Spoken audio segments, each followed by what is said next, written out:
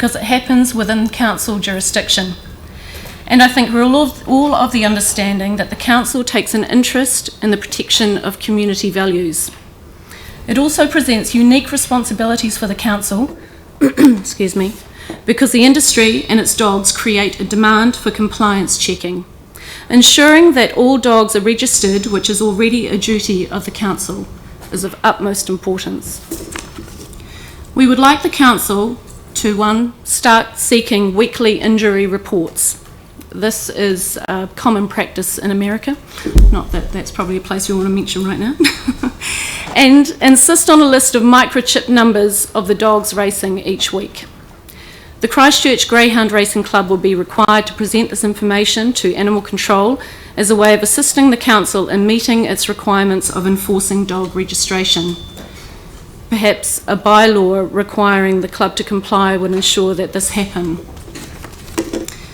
In closing, I'd like to put to the council some food for thought. A subculture that trains the world's fastest dogs to chase things cannot be regarded as a responsible community group, given that they also have an emerging duty to place those same dogs into urban communities in retirement. Thanks for your time.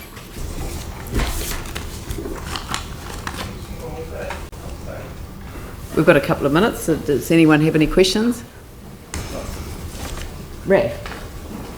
Hi there. Are there any implications from the recent rulings in Australia?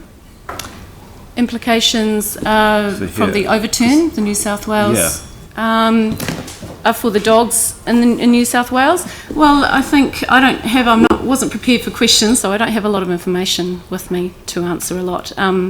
But what I do know, that there is varying feelings on that recent overturn of the law. Some consider it to be wrongdoing for the dogs. Some consider that it could actually end up being good in the long run, in the long-term prospects for the animals, and that it would require more from the breeders. Thank you. Pauline? Thank you. I know that we have, rehome a greyhound here in Christchurch or in New Zealand, but do you think that they take all the animals, or do you know what happens to animals if they don't go there and they're past their use-by date? And have you got any numbers around that? Well, last year we do know that from stats that have been taken from just last year alone, that 600 dogs, approximately 600 dogs, have gone unaccounted for.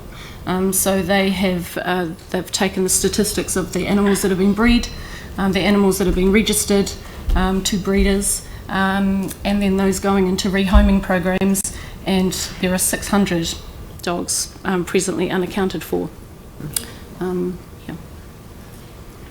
Well, thank you very much. That's certainly considerable food for thought. Thank you very much for your presentation.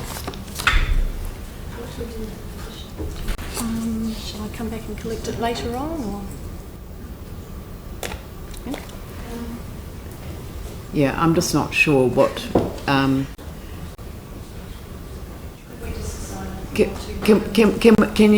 you just perhaps leave a petition form? You could take the clipboard, sure, and then individual councillors that want to sign it. Well, we can send it back to you. Well, it has to be in. It's actually being presented to Parliament on Wednesday, so in order for me to get it up there, I'll probably have to send it off on Saturday. Is it possible that I could pick it up later on in the day? Or? Yeah, sure. Yeah. Yep.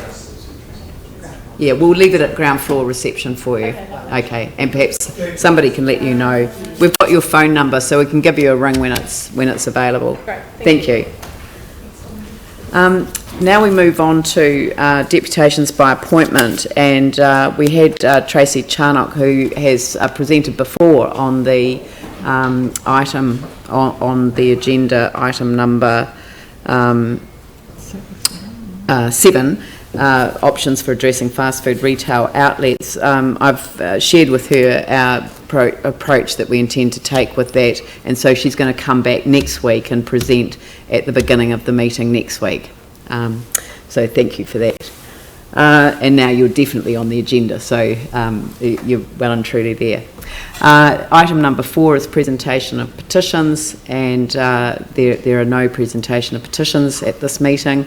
Then we have item number 5, the report from Te Honona Council Papatipu Runanga Committee with a revised draft relationship agreement between the Christchurch City Council and Ngā Papatipu Runanga.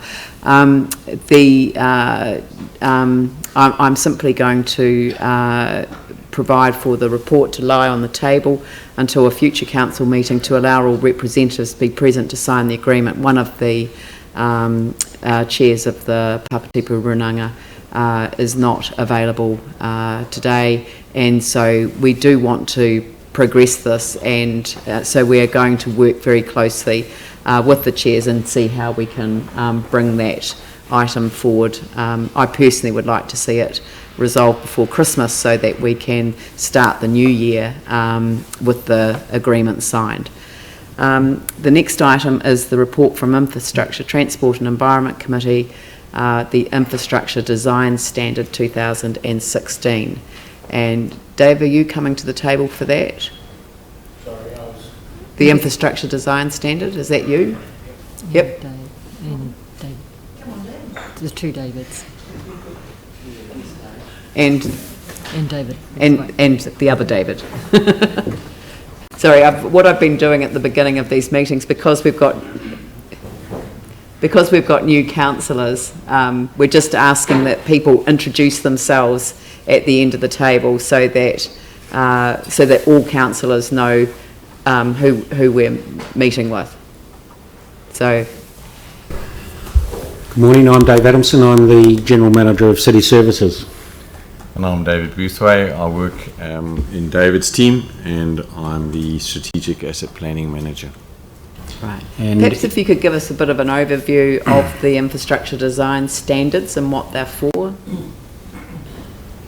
So our infrastructure design standards are primarily directed at people that develop new horizontal infrastructure. So the best thing to do in your minds is to think of new subdivisions and developments. So that's to do with roads, sewer, water pipelines, etc. So what we like to do is that we like to have those developments done to a particular standard, the best standard that we know of, because what we do is we inherit those bits of infrastructure. So the developer develops them, we then take them on, they become part of council assets. So we like them to be in a good state, because at the end of the day the ratepayer then pays for the ongoing maintenance associated with those assets. So what our infrastructure strategy does, it gives guidance and standards to the consulting engineers and contractors is what we require of them, and that goes out with a consent notice for that subdivision to be able to be developed, and the consent notice makes reference to the infrastructure design standard. And what we do is we constantly have to update the standard because life changes, new designs come in, new materials come onto the market. And if we take the instance we had recently of new technology going in the ground, was the vacuum pump wastewater systems that were being implemented. Those previously weren't referenced in the old infrastructure design standard, and they now get incorporated into the new one. What we like to do then, what we're required to do, is come back to council on a regular basis, give them notice of updated standards that we'd like it then to be adopted by council, that we can then make reference to the new standard in the new consent that are given out for construction. Hope that's a... It's fine. Phil, would you like to move that? I'll move the recommendations. And seconded by Tim. All right. Pauline, then Yanni. I was just going to ask, so these design standards, have they previously been signed off by council, and now you want the steering group to have the delegation to sign them off, and you'll report back to council on an annual basis unless there's something significant to report? So that's the main difference, that now you want the delegation for the steering group? My understanding is that they were originally developed in about, the first lot were in 2010 before the earthquake, then they were changed rapidly after the earthquake as new technology, and they've evolved ever since. So why we've got on our website a version, 2015 I think they are, we are wanting council to sign them off now to be integrated and sign off a process. It'd be fair to say every week we would get applications for new products, new ways. There's an amazing range of new HDPE manholes out there that will just save, high density polyethylene manholes out there that will save a phenomenal amount of time, maintenance, a wide range of sorts of things. So those are the sorts of things that we are getting in to put in there so that we can do it, and then bring them back and just get all those changes so that you as councillors on a regular basis know what those new, if you're interested, what those new sort of changes are. The idea is to keep them on our website so they are publicly available, and so that any designer doing anything can use the latest technologies. So you don't see any risk as elected members in us not having oversight in the first place, but the steering group having the delegation to do that? The biggest area of your input at a governance level is when you do a resource consent and you will say that it needs, and I'll make something up here, 2 footpaths down each side, and it needs, street lighting that keeps the night sky clear and all the rest of it. Then they will go away and say, well, how do I make 2 footpaths down? Oh, okay, they have to be 1.2 metres wide and all the rest of it. So we're providing the recipe book. You're providing the recipe almost, and so that they then mix. So these are very technical ways that people can apply them to deliver the outcomes that you've done at a governance level when you apply any of those consents or approve any of those major developments. Thank you. Yanni? Yeah, I think it would just be useful if you just explained, given that... Have you got your speaker on? Yeah. I think it would be useful or helpful if you could just give a brief explanation as to SCIRT's involvement in these design standards, given that they don't capture skirt repairs. So obviously there's been some concern in the community around the lower level of standards of some of the repairs. And this document is setting, I guess, a high level, a higher standard of things that we want for the city. So can you just explain a little bit about that difference in standards? The majority of skirt work will comply with these standards, particularly the big infrastructure projects are doing. However, at the end of the skirt program, to actually meet the requirements of the legislation, there was an agreement that we would go in and do repairs of infrastructure that would fail in the next 5 years as part of the joint funding between ourselves and government. Now, this doesn't talk about, these standards are for new infrastructure, they don't cover repairs.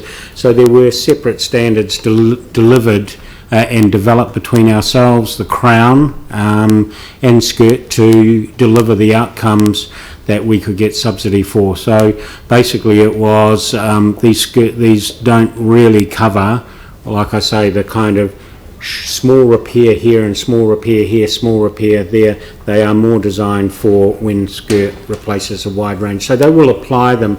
Where we have a total replacement, they will be absolutely applicable.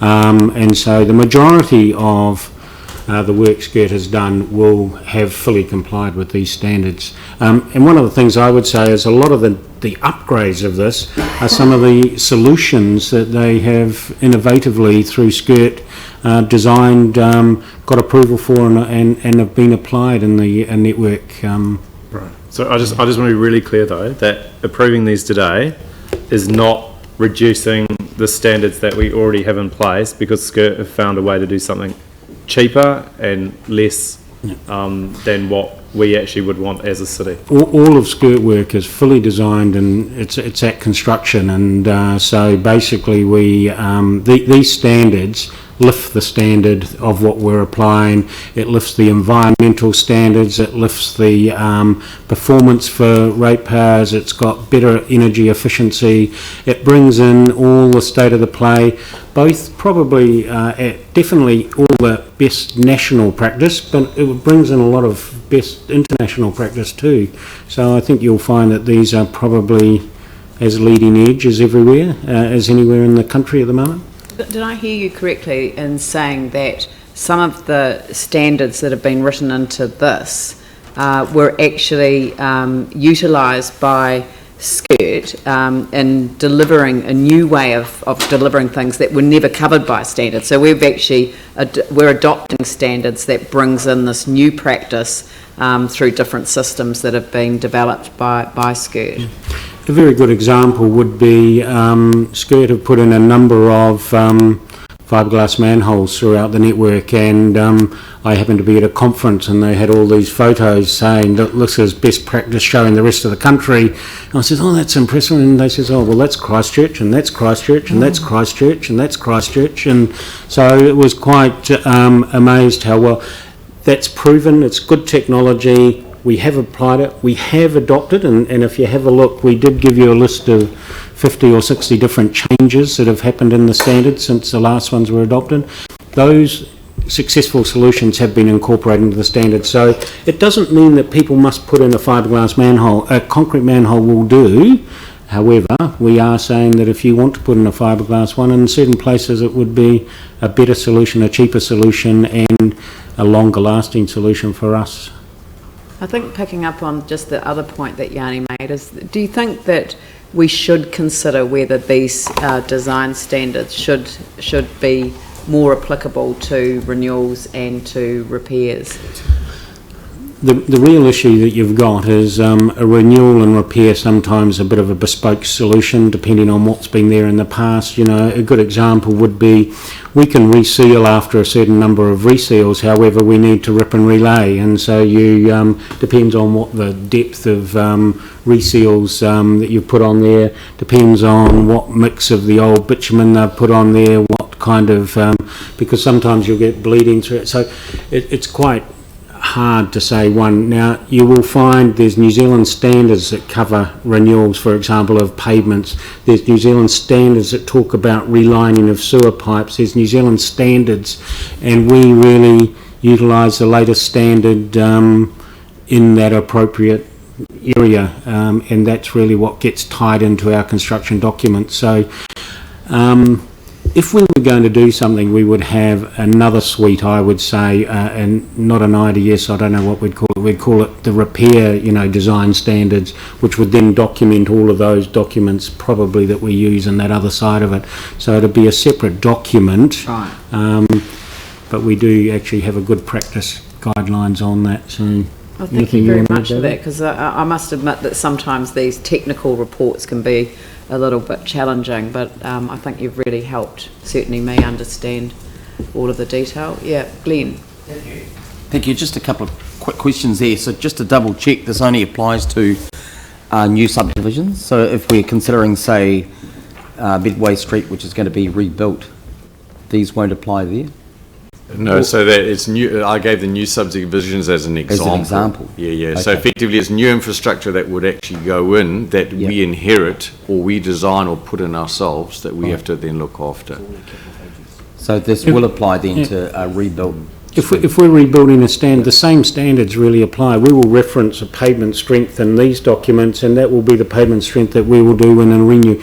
The solution will be different because, like I say, it's a recipe book. It's not actually saying, take shelf one and that's the answer to all your problems. It's not quite as simple as that, but we will be using the same underlying technical references, whether it be a repair or whatever. In the delegation won't change the consultation process with the residents. No. Yeah, and I didn't know you were going to say that, but so I did have just one more. Obviously, the whole of life costs would be lower moving to these standards. Yeah, so the idea is that we're constantly raising the bar through these standards as we bring them through on a year-by-year basis. So we're learning, we see examples both nationally and internationally of better practice. So the idea is that we, on an annual basis or biannually, update our standards to implement better practice into the community. Quite a good example would be street lighting, and we've had a significant change in these documents around street lighting, but I wanted to go out and just have a look how effective LED lighting was, and basically I got reference to all the new subdivisions around town, not any of the old part of town. We have a little odd part where we've replaced some of the old systems, but if you want to see some good effective LED lighting, you'll pretty much go to the new subdivisions because that's where it's been installed, and it's been installed to a reasonable extent. I could take you to parts of the existing city where we've got, 6 or 8 or whatever, but if you want to see whole streets of it, that's a good example. And that gives us a lot better lifetime cost, far better energy efficiency, and so they have been applied effectively already, really. Very good. Aaron, did you? Just did it apply to trees, that we don't plant large growing trees under power lines, and also if we have a major renewal in a street with heritage trees, let's pick Severn Street in St Albans, that we would underground the wiring just in those streets to protect the trees. Yeah, so obviously not all streets, that's silly. Yeah. So there is a whole section on trees and what they classify as inappropriate trees. So the idea is that as a subdivision plan comes back, they would have actually made use and referenced those. If they're wanting something different, they have to motivate for it in their consent application as to why they would want to change. And then the idea is that when the subdivision is approved and signed off, then our arborists go out and confirm that those are trees that were agreed at the consent stage are actually the trees that are in the ground and have been planted. You'd have to recognise, though, the subdivision standards don't allow overhead power lines, so basically everything's underground in new subdivisions. So existing parts is a little bit more tricky, because basically it depends, if you're only doing the pavement, in actual fact there's no reason why you would apply the rest of the standard, because you're only doing a part of a contractor, so it depends on a horse for a course, really. And so new subdivisions won't have overhead services really anymore. It's just a thing of the past. Yeah, and the reason I asked it is because we don't have a tree policy yet, so it'd just be which one comes first, the tree policy or this one, which one would override, only for the renewals of those major tree streets, which aren't that often. You'll find in the IDS there is a tree policy in there, and as if you have a look, a good example would be Victoria Street. There was a tree policy around there. We were looking at the size of the trees as part of the revamp, and you'll see the plans that you sign off actually have each tree species defined, what we're taking out, what we're putting in. One of them, Victoria Street, was a good example, because we did get a lot of feedback about deciduous trees, and we got a lot of feedback about stormwater problems with them, but we also then, people recognise if you don't have deciduous trees, you then also have an icing problem, which is a health and safety problem. So whatever you do is a trade-off somewhere if you want trees in the street, and it's a balance. But we do get specialists write that part of the guidelines. Yes, of all the streets you could have used, for example, but anyway, we won't go there. Yeah. So that's been moved and seconded. I'll put that motion. Yanni? Yeah. So, I think this document is actually a really important document, and I appreciate that, we've got now a dynamic process to update it. I just think we should pay more attention to it. I think it'd be really good to brief the community boards, because many of the local issues around new subdivisions only having footpaths on one side of the road, or you've got areas where, say the lighting, for example, some of the glare from the new LED lights has been problematic. So it'd be really good for the local community boards as well to understand, if there are issues that need to be addressed through that, how we can do that. I think the other thing for me is that, I am concerned. I appreciate that there's some new innovation that SCIRT are doing, but I am concerned that the repair standards don't match these standards, because I can't see why we'd be spending money doing for new things and then spending money having things that are repaired that aren't repaired to a new standard. And if you take things like asphalting of cul-de-sacs, or places that had asphalt that now get chip seal, but if it was a new subdivision, there's no way they would get away with it. So I think we do need to think about just having a clear mechanism to align the standards. I don't know if it has to be a separate document, but there should be something that explains to the community why they're getting standards like patch repaired streets, for example, rather than the infrastructure design standard streets that we expect others to do. So, I know there's a lot of work that's gone into this. There's a number of things that you've said through my questions that are not appropriate to raise through here. The number of traffic lights on intersections, for example, or off-road cycleways along state highways.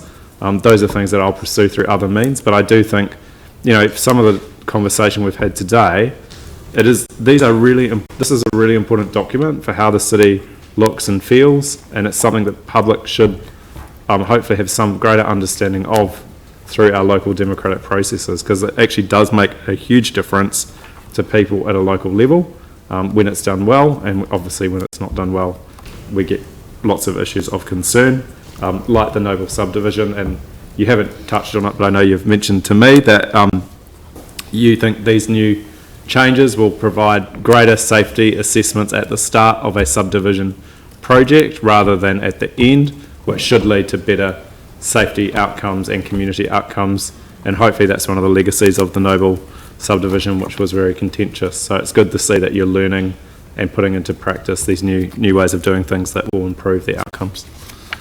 And I'm quite happy to take that on board, that we will go around the community boards, and I think probably David and Yvonne are the two people that should do that. And as soon as you approve them, they are ready to go up online. The existing infrastructure design standards are online, so they are available. A public document will replace those ones with these ones, and I just don't have a timetable for that, but hopefully that'll happen within the next sort of week or so. So as soon as they're up online, then it would be a good time to go and tell the community boards about what's in them, and then anyone who's got a spare 5 or 6 days could read through them. Phil.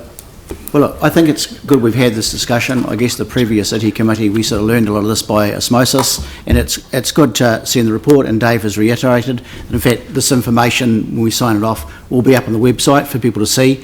And I think that distinction between new work and repaired work is really important for us, and so that's perhaps another area where we need to consolidate and have some information so there's clarity around these things. So I think that it's a good report, and I think it's been important though for all councillors and for elected members with the boards that in fact we are across this. So thank you for the report and work. No problem. Very good. I'll put that motion. All those in favour say aye. Aye. Those opposed say no. That's carried. Item 7, options for addressing fast food retail outlets. Now, we had a good discussion about this because what we realised is that receiving this report in public, when the previous staff report was dealt with in public excluded because it included a legal opinion as an attachment, had actually created a vacuum in terms of the information that was available publicly in order to debate these issues. And that's why I asked Tracy if she would come back next week. So the resolution that I would like us to consider today is that we release from public excluded the staff report considered at the 22nd of September meeting, excluding the legal opinion, so that still protects the legal privilege that sits there, on the options for addressing fast food retail outlets, and then leave this item to lie on the table to be reconsidered at the council meeting scheduled to be held on the 17th of November.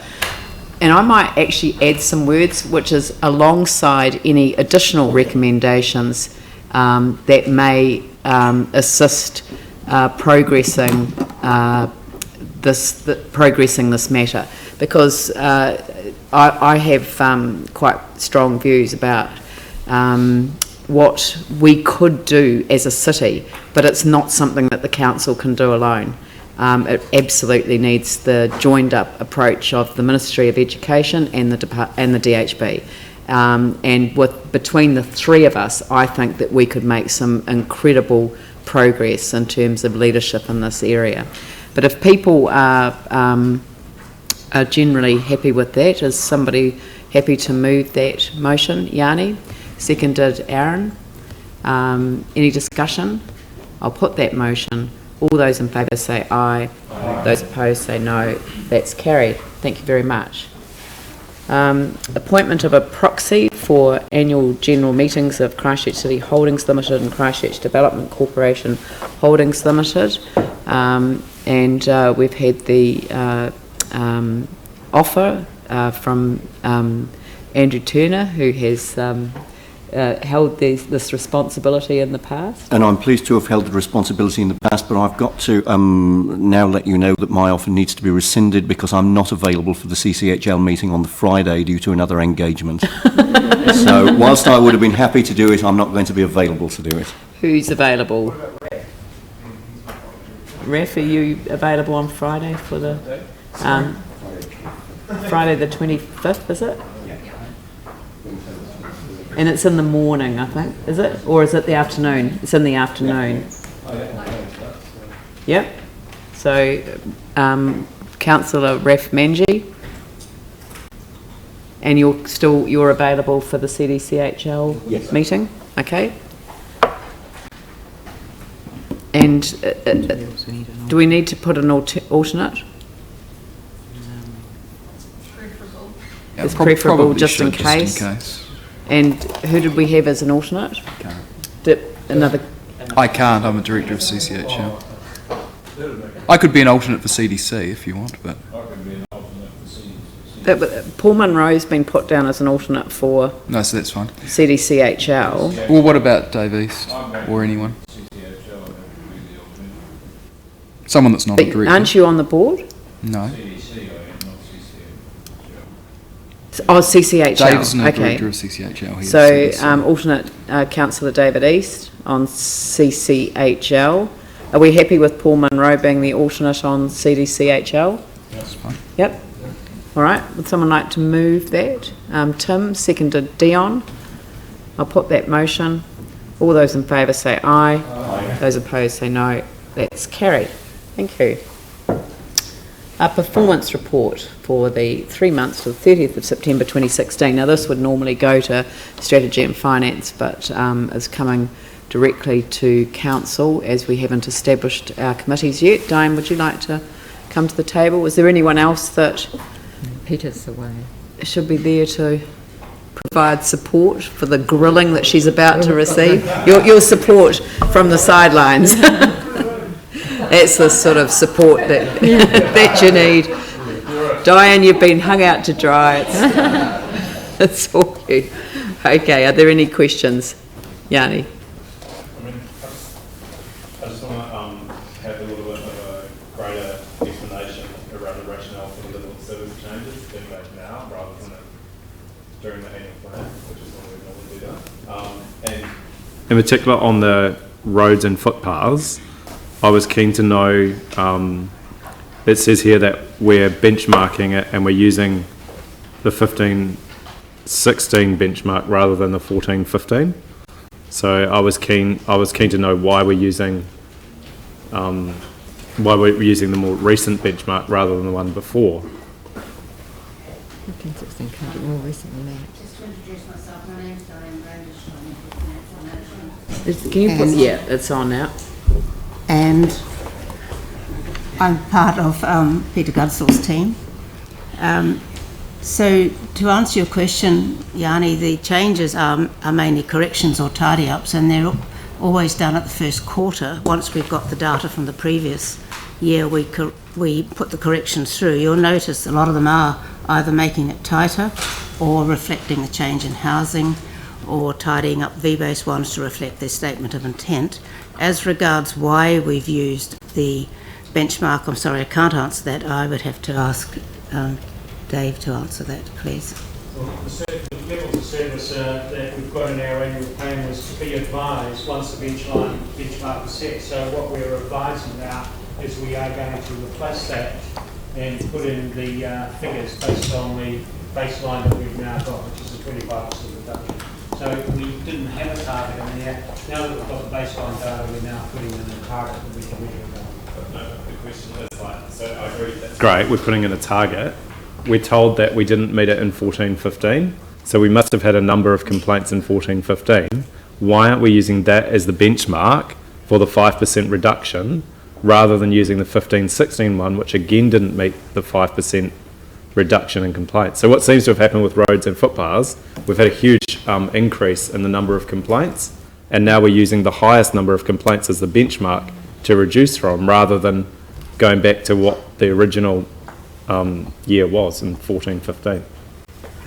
I was suppose we've got a realistic network. We know what we've done. We've got an improvement plan as part of the activity management plan. Obviously, we've got another, I think 6 months, I suppose, of Skirt doing some repairs, and then we are still doing a lot of our road infrastructure repairs through that network. So what we're saying is we have had an acceleration of repairs. We could actually set a target based on that one, but we are just saying I think the essence is that 5% reduction year on year and a reasonable target. And we are saying, yes it is, however you've got to start from a baseline. 5% of a target that was 2 years ago is not really a reduction in normal measure of the year before. So I'm just concerned that this is undertaking channel sweeping, rubbish and litter collection to agreed standards. So we're not meeting the agreed standards because we're failing in that performance report. It's the second quarter that we've failed in that.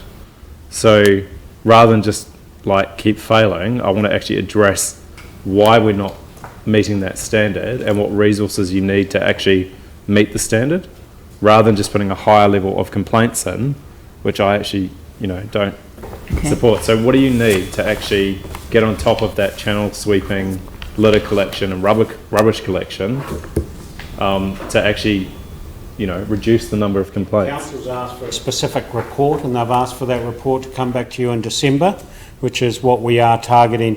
That doesn't only cover roads, it also covers parks and reserves, because there's an overlap, particularly around litter, and my team and Mary's team are pulling that report together as it is.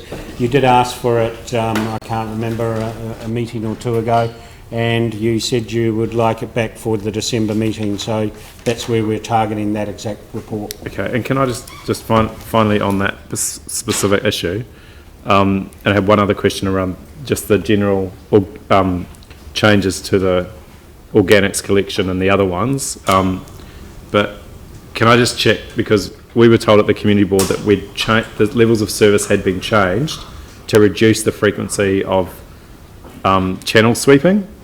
So obviously if you reduce the level of service, the frequency of channel sweeping, you get more complaints. So I would like to propose that we actually reinstate the level of service, the frequency that we had, rather than have a reduced frequency, because that seems the more sensible thing to do to address this issue. Come back in the report on channel sweeping. Okay. I think we can get back to channel sweeping. But basically, we don't want to sweep streets that don't need sweeping, and we want to sweep the streets that need sweeping. And so basically, can we do things far more intelligently with GPS, look at the amount that's collected from those various streets, on what frequency, what time of the year, what time. So we believe we can lift the level of service by doing that, and that's what they are looking at. That sometimes we'll go and we'll empty a bin and it's only a third empty or a third full, and others will go and we'll empty a bin and it's overflowing. And so how do we make a service that gives us better value for the amount spent? And that's the report that you've asked for. So we are bringing that all back to you as part of that. Good. Okay, and can you just give an overview around the changes to the level of service around the consent compliance for the operations of the organics plant, the recycling plant, the residual waste and collection disposal? There's a number of changes in here that you're proposing, and some of them have the target as being 0, and you're now changing to major and or persistent up to significant and or repeated. So can you just explain what that's doing in terms of Dave can answer better than I, but it looks to me like we're making it tighter, which surely must be better. If I can say, Councillor, that we can answer these far better if we get them in advance, because then we can have a chance to investigate it and come back to you with all the answers. It's quite hard to have the top of head answers to all of these, some of which are quite detailed. I did put them through last night, just to get a bit more rationale. I can confirm that they are tightening, and it brings all of those in a consistent methodology that people terminology that everyone understands, but they are a tightening of those rather than a weakening of those. And certainly, while Peter's not here, our corporate performance planner is pretty tight on actually making sure that he believes that that's what we're doing. So we are certainly not bowing away from performance. We are, I believe, improving the measurement of performance on all those measures. But as you'll see, there's consistency then across the whole of those resource consent issues. Glenn and then Vicky. Thank you. Morning, Diane. I had a couple of questions under the financial summary over the capital expenditure. Just to say I'm not convinced that we will catch up. So it says, look under 4.17, I look there, it proposes, okay, rightio. Page 59 and 60. So it proposes that we will spend another 450 in 3 quarters. I just can't see it happening based on history. Actually, page 61. Yeah. Unless that's straight out accounting as opposed to actual delivery, I can't see how that will happen. At this stage of the meeting, can I say, at this stage of the year, we tend to report what the capital program people believe will happen. Yeah. And I know there's a lot of work going on bringing a lot of the key projects forward, okay. But we do expect some of the program work to fall back later in the year. Right now, I'm not panicking from a financial point of view, and we'll report it as the year progresses. But Dave, I'm sorry I cut across you. You were going to say something. Yeah, the program's around about 7 months ahead of where it was. If you look at the amount of the program that's in the market or been let than what it was this time last year. And so we believe some of it, a good example would be all the reseals. Some of the reseals didn't go out last year until March. It's all out of the market, all been done. It will be done over the summer months because it's a better time to do that kind of work. So you will see that work done. So if you look at the stuff and where the capital program is through those various gateways, we are well ahead of where we were last year. And we are also now brought forward our program for the 17-18 year. We've drawn that program down to project level, 90% of it, and we did that beginning of November. Okay. So we are ahead of not this year's capital program, but also the following year's capital program in the pipeline really of development. And you know, the pipeline involves consultation, it involves land purchase, it involves design prior to, in actual fact, procuring, because it's not until you procure and construct that you start spending the big money. But the pipeline is pushed ahead, and so that's why that team has that confidence there. Okay, so as an accounting matter, it will resolve itself. I believe so, but rather than it being a straight out delivery of 450. Obviously, he's far more across it than I am, but right. I just look at the history, and I know what tends to happen is that a lot of work is delayed for good reason. I accept clearly they're ahead of where we've been in the past, but a lot of the projects do get delayed, and so I'm expecting it to fall back in line with budget. Okay, and I'll just add one more, 4.13 page 60 as well. The initial rate strike was higher than budget. It's uncertain at this stage whether this is a permanent change. I just wonder what that means. There's a $10 one end. So we're rating more than what we actually need? Is that what that's saying? And the implications of that for the next annual plan? Under the slight technical. I think that needs a higher than usual fine. That's not worth $5. That's worth heaps more than that. It's a cheesecake. A bit rough for new equipment, but yeah, I know. So Craig, how many seconds was that to fix it? No, mine will probably do it now. So I just. We do have that order in council still in place, which means that we can rate properties as they are completed. You'll recall after the earthquake, there was the order in council which said as houses were demolished, you reduced their rates down just to the bare land. And the reverse of that is that now that we're getting out of that phase and houses and buildings, some of the central city are being completed, we can rate people during the year, whereas in the past it was only every July. So when we set the budget, we try to estimate the amount of new work coming on. At the moment, we're slightly ahead of where we thought we would be, but there is a fair chance that that will drop off as the year progresses. Because when I first read it, it could look like we're collecting more money than we actually need. At this moment, we are, but houses, and particularly now that the central city is starting to be finished, you know, like the building where Price Waterhouse are, for example, it's hard to estimate when that might happen. Yeah, okay. Thank you. Vicky and then Sarah. Just a general process one, and it may be more to Colleen or Leanne. Just in terms of these measures, so for example in the vehicle fleet we've got a fit for purpose compliant vehicle fleet, but one of our ambitions is to sort of take leadership on electric vehicles, and in terms of the water management it's to ensure that our streams and waterways are much clearer, and I'm just not sure that we've captured in these measures the objectives that we have. And I know when we come to do these measures that it's sort of at the end of the budget process and we look at them and think, and I'm just wondering if we couldn't sort of drive through the objectives that we want to achieve into these measures so that we're actually measuring the things that are most important.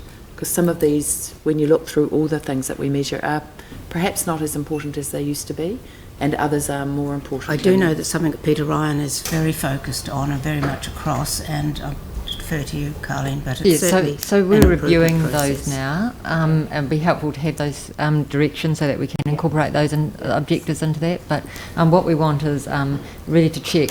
We measure a lot of things, and some things actually we can't measure.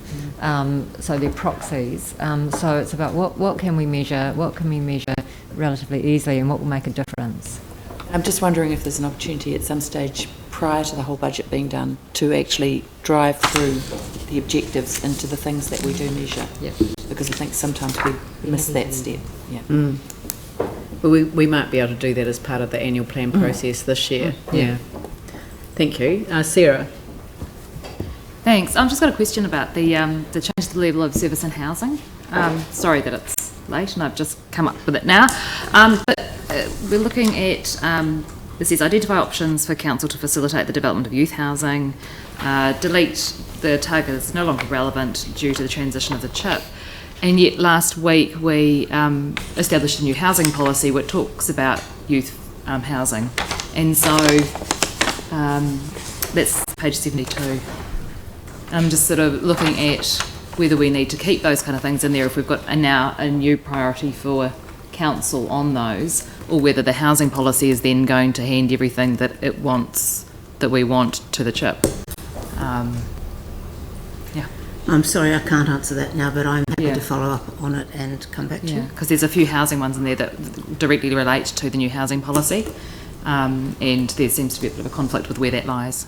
So as part of the annual plan review, we'll also need to look at those things and what sits appropriately outside the organisation and what supports the housing, for instance, the housing policy. Yeah, great. Yeah.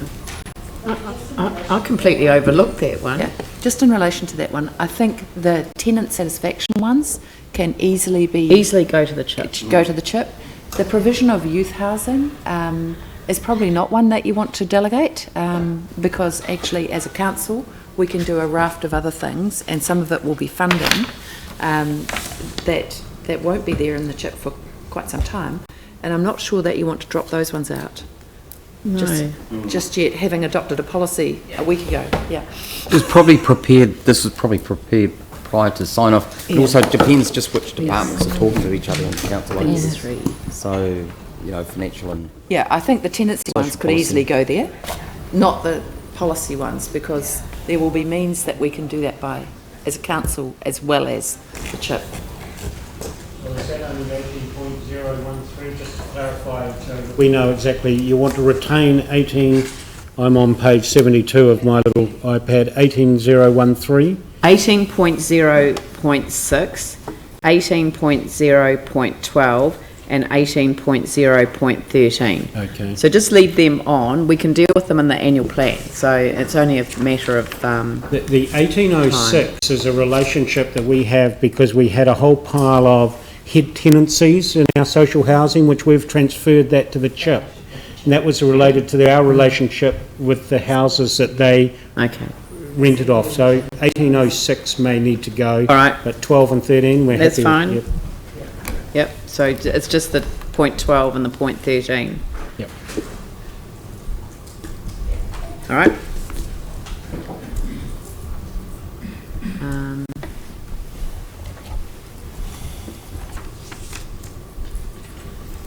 Okay, sorry, I've got Aaron and then Raf. Yeah, mine's kind of a health and safety one, and around our ability to deliver services like street sweeping, mowing lawns, so on and so forth. And it's kind of how many people does it take to change a light bulb? One, to do it, two, to say, are they doing it safely? And the other night I got a surprise when I saw a street sweeper sweeping the street in a really large truck with lots of flashing lights on it, and it was a white truck doing 6k an hour or whatever they do. And then there was another truck 30 yards behind with lights saying there's a truck ahead sweeping a street with lights on it. And that's two trucks to do one job. And when you mow a lawn, it's three, because you have the mower, then someone 50 yards behind saying there's a mower, and then there's one 100 yards behind saying there's a truck saying there's a mower. So I know the mowing one's been around longer than the new health and safety legislation, but this is very expensive. But it's been going on for years. Yes. It's actually just the way things are done. Yes. And but the rubbish sweeping one's new. This is the first time I've seen two trucks sweeping. No, one sweeping, two there. Robbie pointed this out to me the other night as well. So, I mean, do we have to do that, is my point? Because if you hit a truck, you're going to... Probably not relevant, so we could take it offline and have a look at it. I have to look. I know it's NZTA policy. We'll find out what ours... There are certain requirements, there's national standards about how you do that sort of thing, but yes, there's a lot of stuff, but again, take it offline. It would be good to have a report back on that, because, I mean, it does seem to me to be... How about just a memo? A memo? Yeah. A memo would be an lovely. Thank you. Because the public are questioning it a lot. I know, and so my husband's a member of the public. He said exactly the same you're thing. They're doubling the odds of hitting a truck because you've got two trucks. Because when you're putting warning signage out with traffic management and you're putting warning sign out to say there's warning signs to say there's warning signs, you've actually tripled the amount of time you're on the road putting the warning signs out. Anyway, it's not an issue for this report, but it is an issue. Raf. How to follow up on that. Page 67, bottom of the page, the parking measure. So it says optimise operational performance, whatever that means. So for off-street parking, a fantastic KPI of 60 to 85%. I think we'd all quite like KPIs that big. The occupancy level was 52.5%, and the reason given is that the old brewery site was relinquished. But wouldn't you take that out of what your availability is? My report doesn't have page numbers, I'm sorry. Can you tell me? Parking, so it's... Oh, right. It's in the section of the report. Attachment A. Yep. Yeah, Appendix A, CCC level of service exceptions. So what was the last part of your question again? Well, please? so it says occupancy has fallen since the old brewery site was relinquished. Yes. Well, that doesn't make any sense. I mean, if you take out some parking, surely you take that out from your database. But it was actually had a very, when we set these, we thought we'd have the old brewery site and it had a very high amount of parking in it. So we've taken that out, which was one of our higher performing, because we've lost it. It's one of our higher performing car parks. So on average, the rest of them drop.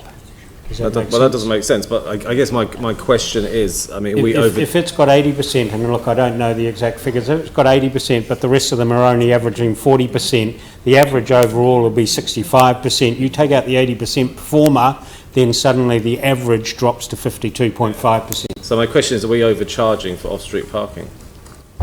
The answer is yes, but... So why is the occupancy for the other stuff 40%? $3.10 an hour. It's really expensive on a Sunday afternoon. So one way to increase demand is to maybe cut the price. Tomorrow we will be opening in partnership with Carter's some free car parking up until over the Christmas period. So we'll see what occupancy rate we get there. Fortunately, the notices will be informing people of it, and we did put out a press release yesterday on it. So that will be part of our... It is restricted though to 2 hours, so that you don't get people coming in there and living in there, but it will be free. So hold on, so you're bringing on some new free supply, so that would suggest that your demand for the current off-street parking will go down even more. This is right in the middle of town and we just don't have very much, and by Christmas I'm going to lose also the part where the Hoyts New Theatre's going. Yeah. So this is to do a transition period to get people used to parking in there, and then gives the some other parking in there. It will actually eventually have to go back offline because it needs to be retrofitted with some equipment, but basically it's to get us over that period and that demand. Yes, because we're not charging because there's a relationship between ourselves and Carter and part of that agreement. And 12 new shops, I think. That's good, but it's slightly not quite the question I was talking about, which was actually, are we charging too much for off-street parking? Yeah. I'll leave that one hanging. But you set the fees. Oh, really? Yeah. Okay, in that case, well, that's pretty easy. As part of the fee setting process, as part I'd like to move a resolution. We delegated it to staff to have flexible Annual fees based on demand. Huh? We delegated it to staff to have flexible fees based on demand. So it should be going down if the occupancy isn't good, and it would be good for like this report to have said something like, as a mitigation measure, we're going to reduce the amount we're charging. But there's other places in Addington as well where we have off-street park. It's not just Central City where we've taken leases that are costing us a lot of money. So it would be good to get some thinking around that. Look, we'll follow up on the parking as part of the annual plan. You know, we don't actually have to deal with everything in the first 3 weeks of the new council meeting, so we'll get there. All right, so would someone like to move that we receive the information in the report, but that we amend the removal of those 2 levels of service, so that needs to be documented, that because this just receives the report, but we're not. We need a resolution to remove the 2. To retain the 2 levels of service that we identified before. So also an additional resolution as well, that the additional planning level of service remains as well, which is 9.5.3. Sorry, on what basis? Well, we haven't had any discussion about what we're doing with the and stag, what's happening to that resource in terms of regeneration plans or whatever other work programs we have around it, rather than just delete it. Yeah, I agree. Diane, these levels of service changes were about minor sort of technical amendments. I was a little bit concerned about the district plan one as well, because it refers to an interpretation of the Greater Christchurch Regeneration Act, which I'm not 100% convinced is one that we necessarily have to accept. So and if you look at that level of service, it's actually a lot more than just contracts. It's research, it's a whole bunch of other things that go around the planning. So yeah, which number is it, Yanni? It's just 9.53 on page 72. So I just think we need to have a discussion as a council about that work program. It may be that we do change the level of service. I think we will change the levels of service, but before we do it, I don't know whether this is the appropriate place to do it. That's why I'm agreeing with you. Can't believe I just did that. So add a 9.5.3. Can so you are you add just that? happy to add it into the Yeah, yeah. Cool, and I'm happy to second the report. Yeah.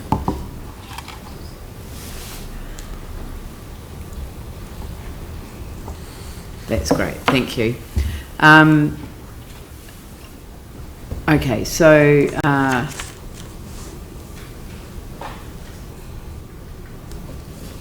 okay, so now who's moving this?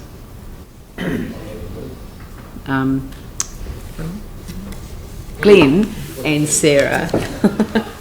Glenn and Sarah. I'll put that motion. All those in favour say aye. Those opposed say no. That's carried. Thank you. Sorry. Sorry, every time. Thank you. No, thank you, Diane. Thank you. Appointment of representatives to the Christchurch Public Joint Transport. That's a mover and a seconder. Have we got? Well, hang on. You're going to have to put the names in. We'd actually quite like to name them. So here they are. appoint the Mayor and Councillors Clearwater and Cotter to the Greater Christchurch Public Transport Joint Committee, and that's moved by Aaron, seconded by Tim. I'll put that motion. All those in favour say aye. Aye. Those opposed say no. That's carried. And I'll move that we resolve to exclude the public for all of the reasons set out on the appropriate part of the agenda. Do we have anyone that needs to remain for any purpose? No. So we can just deal with the standard form of the pages 96 to 97 of the agenda be adopted. Do I have a seconder for that? Andrew. I'll put that motion. All those in favour say aye. Aye. Those opposed say no. That's carried. Thank you. So that's 11